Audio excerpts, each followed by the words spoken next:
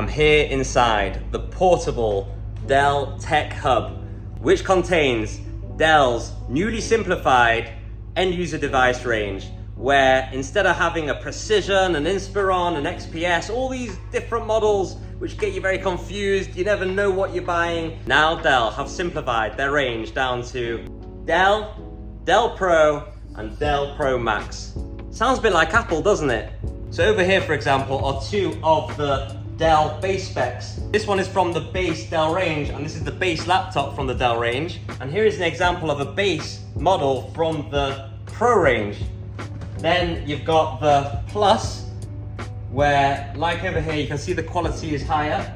And this is an example of a Dell Premium laptop from these ranges. And what is the difference between all of these? Well, to summarize, on the base and Plus ranges, they are made out of aluminium, which is light, but not quite as light as the magnesium alloy that you have only with the premium spec laptops. And what are some of the other differences from the new 2025 simplified range on the old range of Inspirons, Latitudes, etc.? First of all, you can identify if it's one of the old types of Dells. If it's got a circle around the Dell, as opposed to the Dell logo without the circle around it, it means it's from this new range of Dell laptops.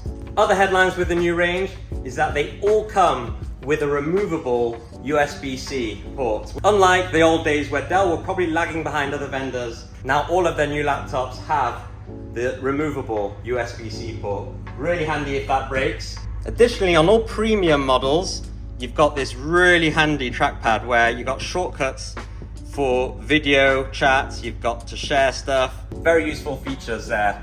And with the premium range having magnesium alloy, you can really feel this lightness. Not only that, the quality, the keys feel beautiful when you're tapping on them. Even in the Plus and base ranges, they're pretty light. They're not up there with the lightest in the market, but all things considered, with the Dell Premium, Plus and base ranges having so many better things as standard than the old range that you can see here, make it a really good balance overall, make it stand out to other vendors. So to illustrate the difference between the old range, for example, the Latitude and the new Dell Pro 14 Premium over here, these are pretty much equivalent models from the old range and the new range, and the lightness for a start, if you compare that, it's just not even close. It looks good, it feels good. This video is not sponsored by Dell, by the way. All of these new features with the simplified range, you add all of those things up and you add on the brand new Intel Core processors. Those are the industry leaders in my opinion. All the other processors out there have to answer to Intel. Dell call these AI PCs for a reason, and with the Intel Core Ultra chips, including built-in NPUs, it means they can handle AI tasks faster, like image editing and transcription, Microsoft Copilot, while the updated CPU design helps stretch battery life throughout the day. Alienware is still a thing, and they've brought back their Area 51 name for the desktop, as well as a new Alienware laptop, the M18R2. Both of these are built for serious gaming and heavy workloads. And Dell's 13 and 14 rugged laptop range, the Latitude 5420 and 7230 series, are live and kicking.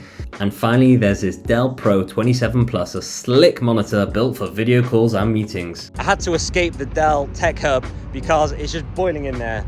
But in summary, I absolutely love the new naming of each Dell range, where it's just good, better, best, instead of the million different brand names. That being said, Dell have thrown away years and years and years of brand recognition being built for the Inspiron, the XPS, the Precision, the Vostro. Customers will still be asking for these ranges for many years to come, and Dell must have thought it's just got too confusing.